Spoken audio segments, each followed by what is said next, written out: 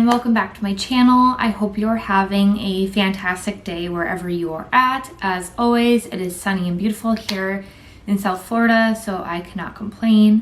If you are new here, my name is Savannah and I love to do all types of Disney content. So whether you like coming along with me to the parks in my vlogs, or if you like to watch some hauls that I have done, or you need more information before your upcoming trip, this is going to be the channel for you. Go ahead and hit the subscribe button down below and let's get started with today's video. I apologize for how I look today. I really didn't do anything. I literally had a pool day because I had off of work and it is just too nice to not be outside. But I really wanted to get this video out to you guys because I haven't posted in a while. I did take a little break, but I am back at it and ready to post again. So really wanted to get this information out today as it is a highly requested video that I have had a couple questions on. Today's topic for the video is what Disney hotel is best for me, or do I stay off property? We're gonna find out. When planning your Disney World trip, one of the most important questions you have to ask yourself is which hotel am I gonna stay in? Am I gonna stay on property or off property? With over 25 hotel choices on Disney property alone, it can be quite a daunting task, but that is what this video is here for today. My goal is to give you as much information as I possibly can to make an informed choice on what hotel is going to be best for you and your family so that you do have the most magical stay possible. So you may have heard through the grapevine that Disney hotels can be super expensive. And you might be wondering, if they're that expensive, then what is the perk of staying on property? What do I get that I'm not getting off property? Well, there's a couple different things that you must know. First of all, you are immersed in the magic. So from the second you step on the Disney bubble property, when you go under the giant blue sign, you are like in the Disney magic, and it's kind of indescribable until you actually do it. But you know, stepping off of the plane, going in the airport even can be a magical experience for you. But I honestly feel like I am finally in Disney when I step foot in a Disney hotel for the first time on my trip, and it hits me every time. So I love staying on property for that reason alone. Even you know, depending on where you're staying, they have things that just make it super magical. The cast members are great at every location that we're going to talk about today, and they really know how to keep the magic going even when you are not in the parks.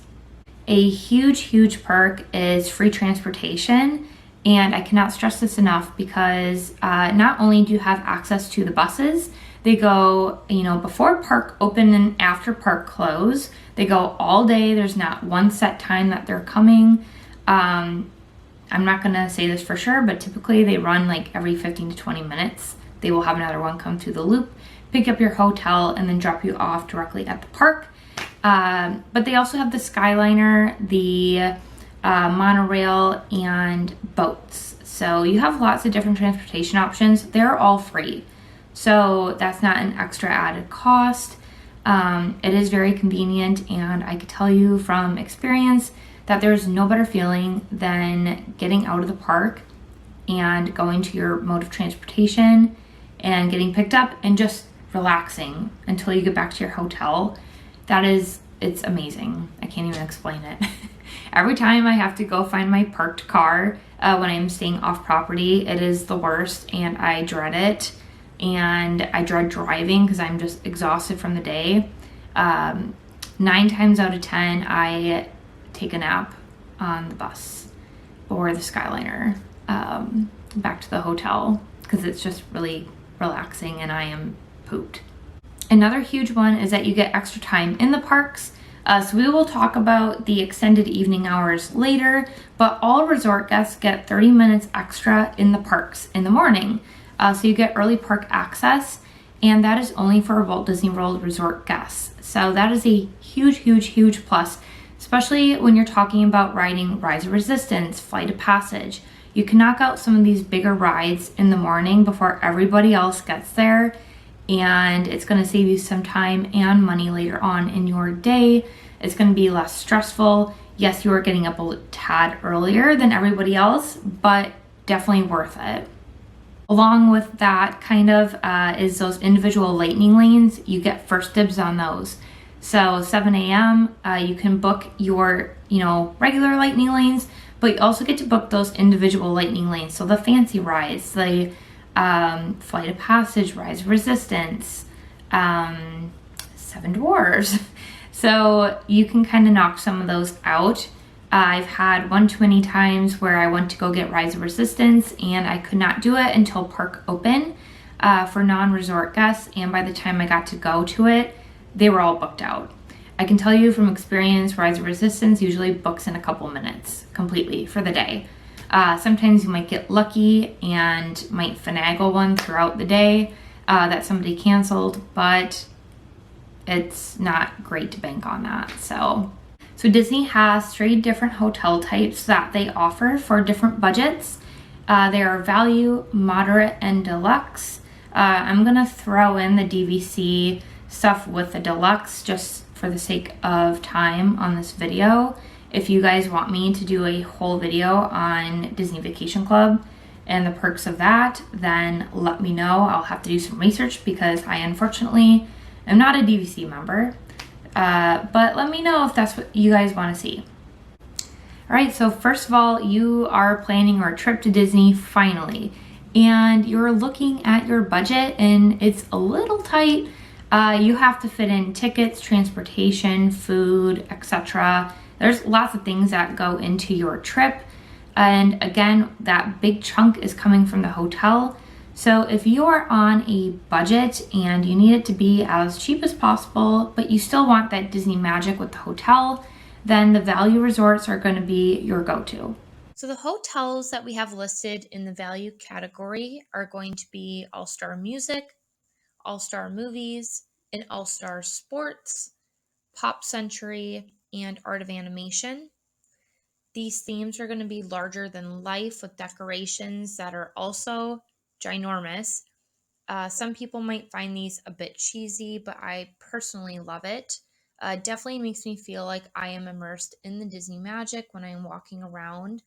You can obviously see there's a 3-story Ursula, so that is super fun and also a bit terrifying. Pools at these locations are going to be pretty basic with no slide, but it does do the purpose of wanting to swim and having a pool available. There's 1 dining option in each location. These are all going to be quick dining services. So, no table sit down where someone's coming to take your order. Typically, you're going and grabbing your own food, or you're doing a mobile order and picking it up, which is nice just to have the convenience factor. They do have really great food there, but it's going to be your pretty basic burgers, chicken tenders, hot dogs, stuff like that. Parking your vehicle is also going to cost you $15 per night, so do keep that in mind that will get added on to your charge at the end of your stay. The rooms at these resorts are going to be typically a little bit smaller than they are at the moderate and deluxe resorts, so kind of keep that in mind if you have a larger party. Art of Animation and All-Star Music do offer suites, which are a bit larger. So that is also something to keep in mind if you do have a larger party or family. For transportation, it's going to be a bit limited with most of the values only having a bus option. Art of Animation and Pop Century actually both have access to the Disney Skyliner. If you have not heard of the Skyliner, it looks like a ski lift and is a super convenient way of getting to and from Hollywood Studios and Epcot, as well as some other resorts in between.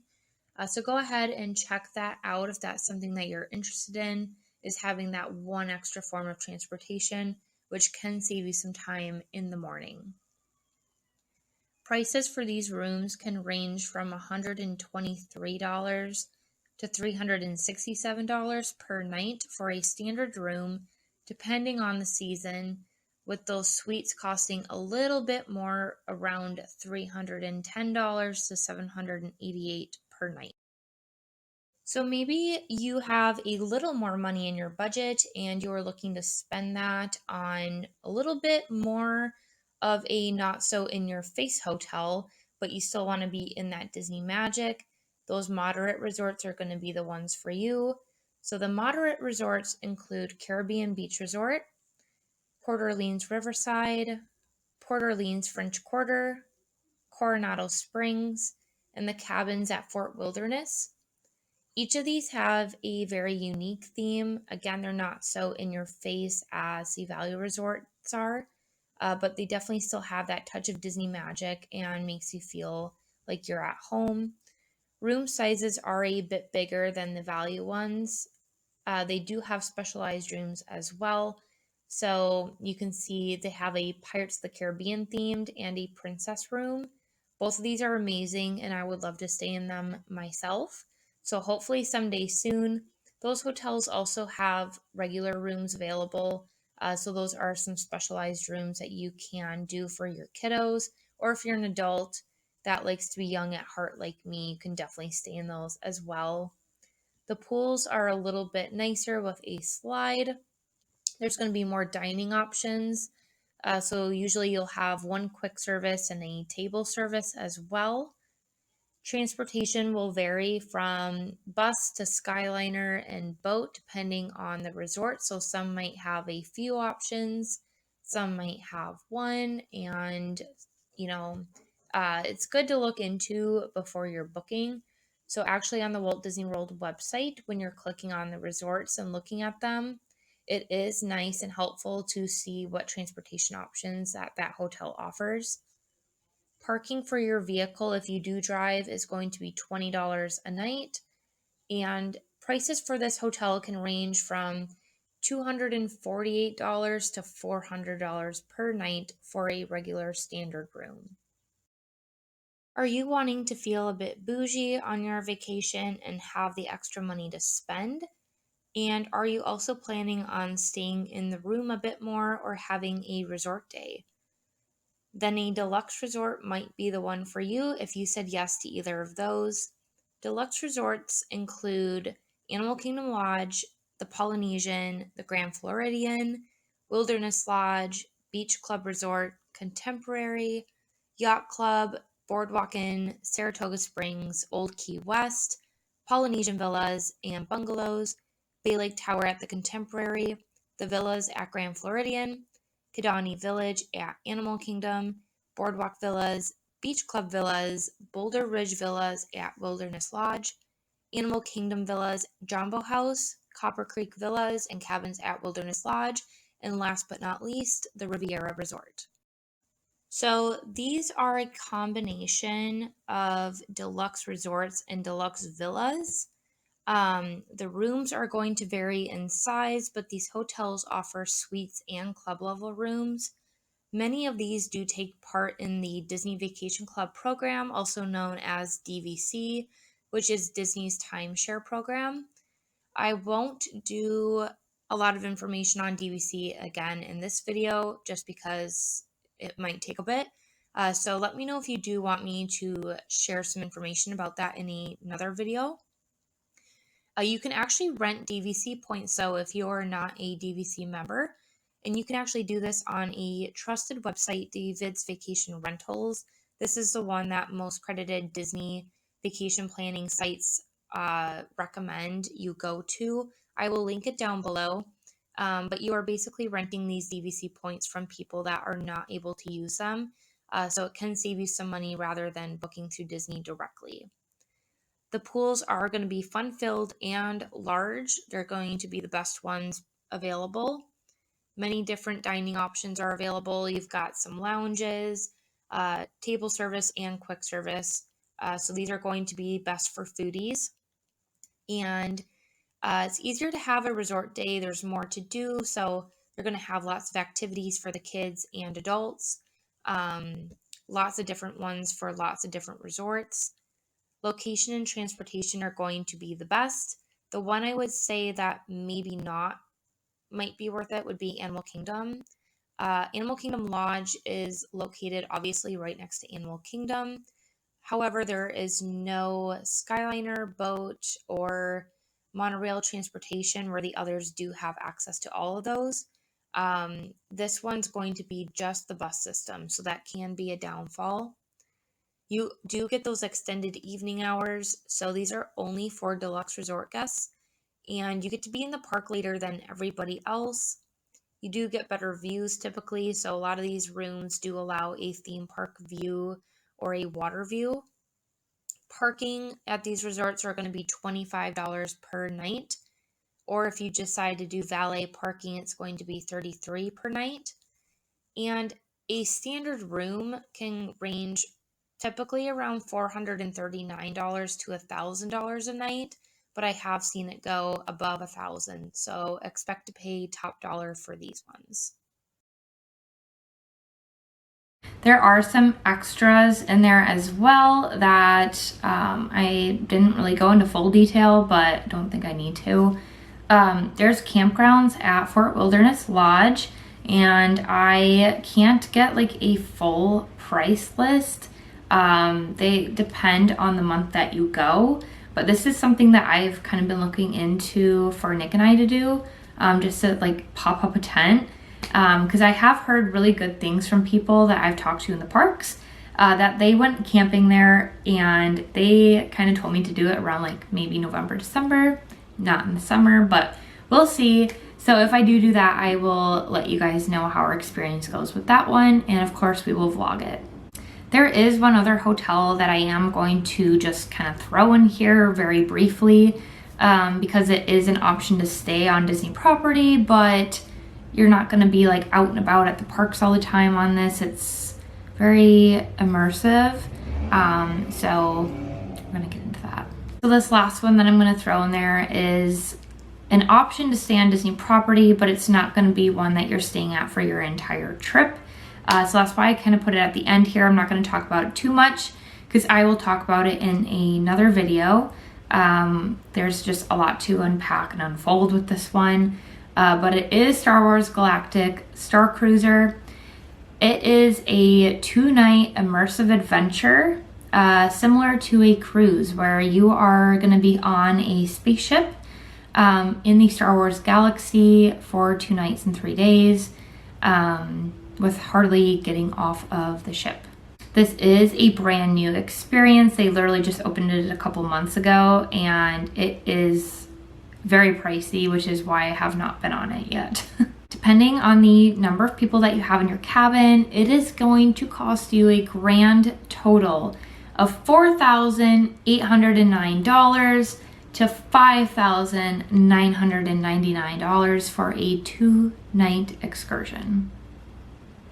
Again, I will do a separate video on this one because there's just a lot to put in there, and for time's sake on this video, we don't have enough time to do it. So another one. The next section that we have is non-Disney hotels, but they are on Disney property. So these hotels will have many of the same perks as the Disney hotels, but they are not owned and operated by Disney itself. Typically, they will have lower rates. They are considered deluxe resorts when I looked last on the website. So they're considered deluxe. You have those extended hours that we talked about earlier, but you are typically paying a cheaper price than what you might be getting around the area. You do get complimentary transportation. Magic Kingdom, you do unfortunately get dropped off at the Ticket and Transportation Center. So that can be a bummer, but if you don't mind that, then not a big deal.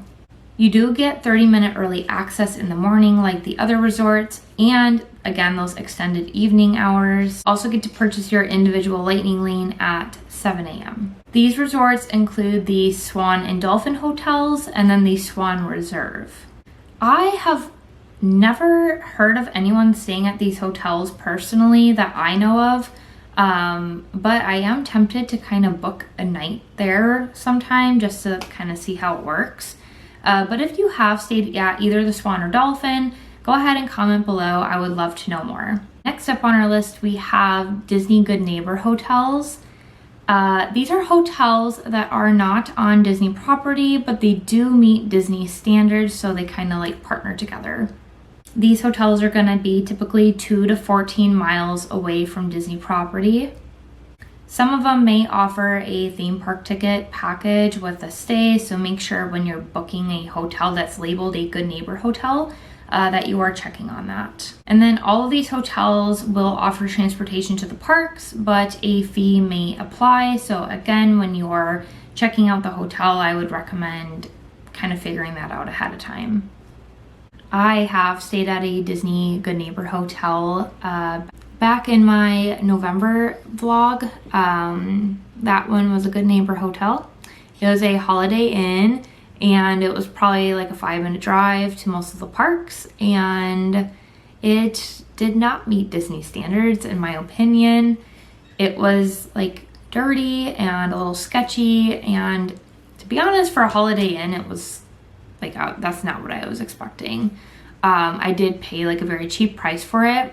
No idea if they offered bus transportation because I just drove myself every time, but I would just do some checking and digging before you book a Disney Good Neighbor hotel, just to make sure it's what it's cracked up to be.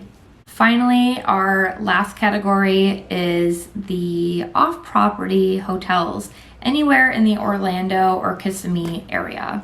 So they're gonna cost way less depending on where you go. I know there's some hotels in the area that kind of cost the same as a Disney hotel, but to be honest, I've never really looked into those because I was looking to save money. If I was gonna stay off property, why would I spend the same amount of money staying off property that I would on property? Which doesn't make sense. Well, I had a terrible experience this last trip in February. I went all by myself and had to endure a awful check-in experience with this inn, and a checkout experience was awful. Getting into my room at night was awful. The room was disgusting and dirty, and although it was $60, was it worth having a cucaracha in my bathroom? Probably not. You are going to have limited transportation, or you are going to have to drive yourself. So this can be hit or miss for some people. You know, if you don't care what time you get to the parks, or you don't care what time you get picked up, and it's not a huge deal, then maybe that's not going to be a make or break for you. Definitely was for me, because let me tell you, one time I went on a nationals trip for cheerleading, and we stayed at a hotel like this, and the bus picked us up at one time in the morning, and then they picked us up from Magic Kingdom that night at, you know, not a good time. Like, the pickup time was before the fireworks, so we missed the fireworks that year. So, you know, you can drive yourself. Again, it can be a pain in the behind to find parking. Like, when you get there, you might be parked really far away, and then you have to have the task of looking for your car at the end of the night when you are just dead tired and would like to just sit down. When you are off property, you also have to pay $25 to park in the parks per day. So that kind of stinks, but if you are annual pass like I am and you get that for free, that's not a huge drawback for you. You also get no early or extended park hours, so you know you are going in at park opening, so you can rope drop still, but you typically aren't rope dropping because everyone else is already in the park. So I think when I went to Magic Kingdom on this last trip, like, there was a huge line for Tomorrowland and a huge line to Fantasyland, obviously to go on Seven Dwarfs Mine Train. So I didn't even get to go on Seven Dwarfs Mine Train. The wait time the whole day was like 2 hours. But all those people that got there in the morning had access to that prior. But even when I was walking around the park, it was already super busy when I rope dropped. So keep that in mind. Again, you won't get those individual lightning lane selections that you can purchase at 7 a.m. You have to do it when park opens. So most of the time, those bigger rides that you are wanting, like Seven Dwarfs, Rise of Resistance, those are probably going to be gone. So there you have it. Those are your options for your most magical stay at the most magical place on earth. If you are looking for more information or you're wanting like a more in-depth like resort tour, because I obviously cannot provide that at this time, I would go over to allears.net. I will link them down below. But it is a YouTube channel that I follow and they provide some really great information. I actually just binge watched a whole series on like every single resort tour that they did, and which did help me with this video, so thank you to them. And I think it would help you with your vacation as well. They do like room tours, they go around the resort, they give the pros and cons to each one, so definitely go ahead and check those out. I am planning on doing resort tours here in the near future, so just bear with me. Hopefully we will be able to do those soon. Again, this first one will be All Star Sports, which will be coming up here in June. I hope you found this video informational and helpful while you were planning your trip to Disney World. Thank you so much for hanging out with me. Go ahead and like this video if you liked the information that you saw today. I hope you have a magical day and we will see you next time.